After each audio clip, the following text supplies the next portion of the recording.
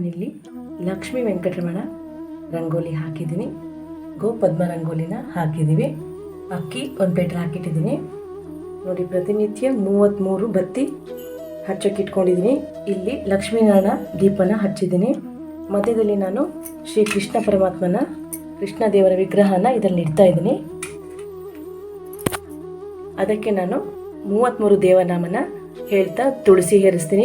ಜೊತೆಗೆ ಗೋವರ್ಧನದರ ಮುಂದೆ ಗೋಪಾಲಂ ಗೋಪರೂಪಿಣಂ ಗೋಕುಲೋತ್ಸವ ಮೀಶಾನಾಂ ಗೋವಿಂದಂ ಗೋಪಿಕಾ ಪ್ರಿಯಂ ಅಂತ ಅಧಿಕ ಮಾಸದಲ್ಲಿ ಹೇಳುವಂತಹ ಶ್ಲೋಕನ ಹೇಳ್ತಾ ಹೂವನ್ನ ಹೇರಿಸ್ತಾ ಇದ್ದೀನಿ ನೋಡಿ. ಈಗ ಇದೆಲ್ಲ ಸಿದ್ಧತೆ ಮಾಡ್ಕೊಂಡಿದ್ದೀನಿ, ರಚನೆ ಮಾಡ್ತೀನಿ. ಶ್ರೀ ವಿಷ್ಣವೇ ನಮಃ, ಶ್ರೀ ಜಿಷ್ಣವೇ ನಮಃ, ಶ್ರೀ ಮಹಾವಿಷ್ಣವೇ ನಮಃ, ಶ್ರೀ ಹರಯೇ ನಮಃ.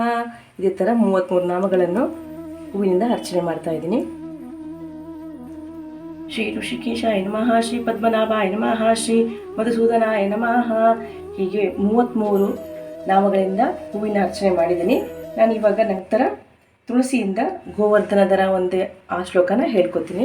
ಗೋವರ್ಧನದರಂ ಒಂದೇ ಗೋಪಾಲಂ ಗೋಪರೂಪಿಣಂ ಗೋಕುಲೋತ್ಸವ ಮೀಶಾನಂ ಗೋವಿಂದಂ ಗೋಪಿಕಾ ಪ್ರಿಯಂ. ನೋಡಿ, ಕೃಷ್ಣನ ಅರ್ಚನೆ ಆದ ನಂತರ ಈ ಥರ ಇರುತ್ತೆ ತುಳಸಿ ಮತ್ತು ಹೂವಿಂದು.